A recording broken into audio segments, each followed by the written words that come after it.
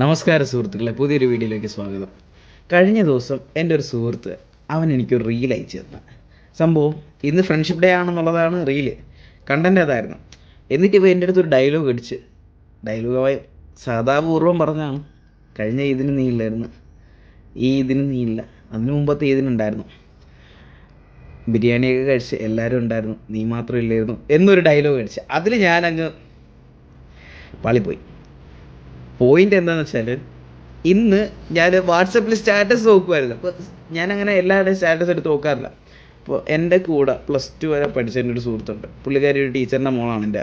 Okay, അപ്പോൾ നമ്മൾ ആ സ്കൂളിൽ കാണിച്ചു കൂട്ടിയത്, ഞാനും ഓളും ഒക്കെ ഇവിടെ ആ സ്കൂളിൽ കാണിച്ചു കൂട്ടിയതിന് കൈയും കണക്കുമില്ല.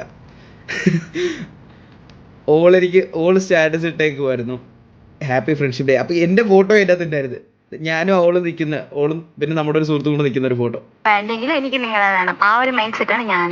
അതുകൊണ്ടാണ് നിങ്ങൾ ആരെ ഡിസ്റ്റർബ് ചെയ്യാതെ ശരി, അവർക്ക് നടക്കട്ടെ.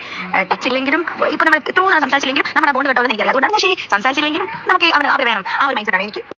നമ്മൾ സുഹൃത്ത് ബന്ധങ്ങൾ, എൻ്റെ സുഹൃത്ത് ബന്ധങ്ങൾ എന്ന് പറഞ്ഞാൽ വിരലിലെണ്ണാവുന്നതേ ഉള്ളൂ. കാര്യം ഇവരെല്ലാം ഞാൻ അങ്ങോട്ട് വിളിക്കുന്നതല്ല. കാര്യം എനിക്ക് എൻ്റെ സമയപരിമിതി കൊണ്ടുള്ള അവർക്കറിയാം, എൻ്റെ സമയപരിമിതി, എൻ്റെ ബിസിനസ് എന്താണ്, എൻ്റെ കാര്യങ്ങളെന്നെല്ലാം അറിയാം. അവരെന്നെ കോണ്ടാക്ട് ചെയ്യുന്നുണ്ട്, നിരന്തരം ടച്ചിൽ നിൽക്കുന്നുണ്ട്. അങ്ങനെ നിൽക്കുന്ന ഒരുപാട് പേരില്ലെങ്കിലും വിരലിലെണ്ണാവുന്ന കുറച്ച് പേര്. ഇതെപ്പോഴും ക്വാണ്ടിറ്റിയിലല്ല കാര്യം, ക്വാളിറ്റിയിലാണ്. അതുപോലെ തന്നെയാണ് ജീവിതത്തിൽ പല സാഹചര്യത്തിലും 3G അടിച്ച് പാളി തെറ്റി നിന്നപ്പോഴും ഓട്ടുപുല്ലി അടുത്ത പരിപാടി പിടിക്കാന്ന് പറഞ്ഞവരാണ് ഇവരെല്ലാം. അപ്പോൾ നമ്മൾ ആ സർക്കിൾ എപ്പോഴും നമ്മുടെ ലൈഫിൽ ഭയങ്കര ഒരു ഇമ്പോർട്ടൻസ് കൊടുക്കും. അത് നമുക്ക് മനസ്സിലാവുന്ന എപ്പോഴാണെന്ന് വെച്ചാൽ, നമ്മൾ ആ ഒരു ടൈം പീരീഡിൽ മനസ്സിലാക്കിയില്ല എന്നുണ്ടെങ്കിലും പിന്നീട് നമ്മൾ റിയലൈസ് ചെയ്യുന്ന പല പോയിൻ്റ് എത്തും. പുതിയ ആൾക്കാരെ കാണുമ്പോൾ ഇവരെ നമ്മൾ അവരിൽ കാണാൻ ശ്രമിക്കും. അപ്പോഴാണ് നമ്മൾ മനസ്സിലാക്കുന്നത് ജീവിതം ഒന്നേ ഉള്ളൂ.